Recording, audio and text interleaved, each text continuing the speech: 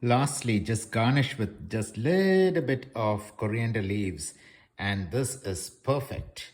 If only you could taste it, the flavors, you won't even believe that this is actually okra. So the first step in making the perfect okra, restaurant style okra, is to cut it in a slant fashion so that you know the masalas and all the gravies go in right. You don't want to cut it in a square way. You want it completely in a diagonal way, and plus it looks quite good. So that is the first step. And so next, have all of your ingredients ready. And so this is green chili, julienne. And the thing about chilies is that you want the flavor and you don't want the heat. And the trick to that is that you want to cut it really thin. So when you bite into it, you get the flavor and not the heat. You don't want to have it thick because then that would impact a lot of flavor. And also a lot of heat.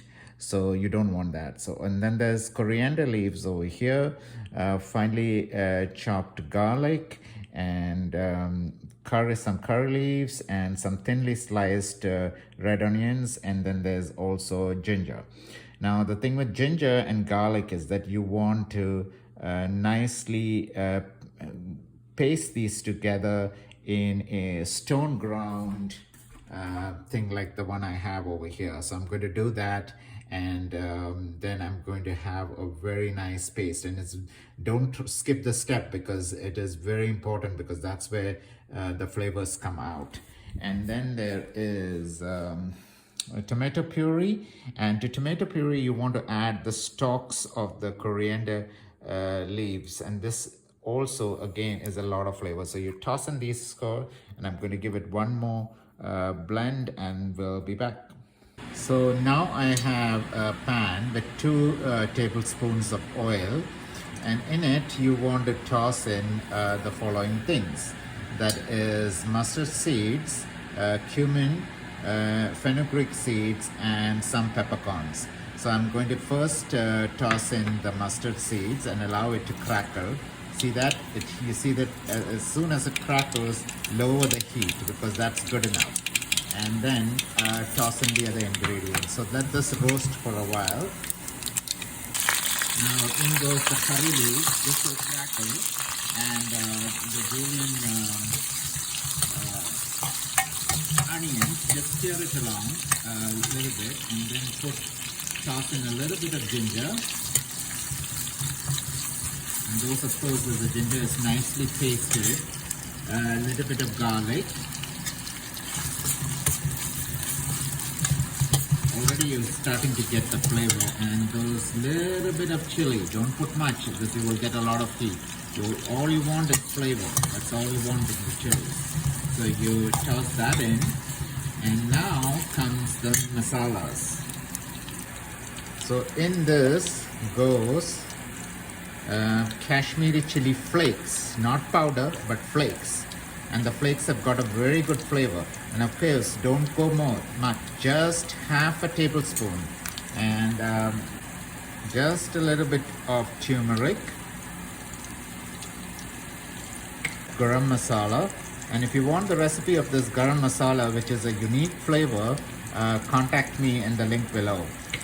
Because that will again add a lot of flavor. And just toss this in a little bit, let it saute, and let all the raw taste go off. And then if only you could smell the flavor, it's like an explosion of flavor over here.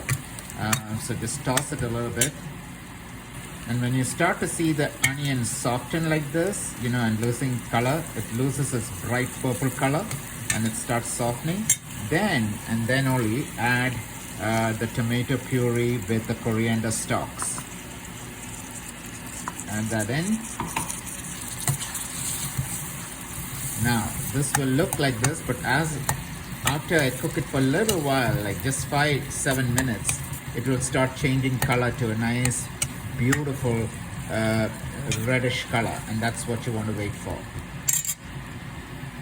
Now notice how the color changed. Now I've been cooking it for like 5-7 minutes, and notice how the color became a darker version of it, and it's the flavors are just all coming out. Now to this you add your okra. And all you want is to coat it in a coating fashion. You don't want to go like that. You want to coat it in this fashion and have it all coated. Now, once it's all coated, you want to add to it tamarind concentrate, diluted. So add a lot of water in it, and this is what's going to give it the ability to steam and cook the okra. So you don't want to add water, and the reason is because okra has got a very strong gooey stickiness to it, and you don't want that. That's very unappealing, and you want it to all separate it out like that. You don't want that gooiness to come, and you will see as I cook it further, the gooiness will go completely, and it will be all individual okra pieces. Now this has been cooking for a while, and you want it to cook in slow heat, and at the very last moment you want to add in a little bit of salt. Just sprinkle it a little bit and check the taste. You don't want to add all of the salt, because that is what will get the flavors to the accurate level.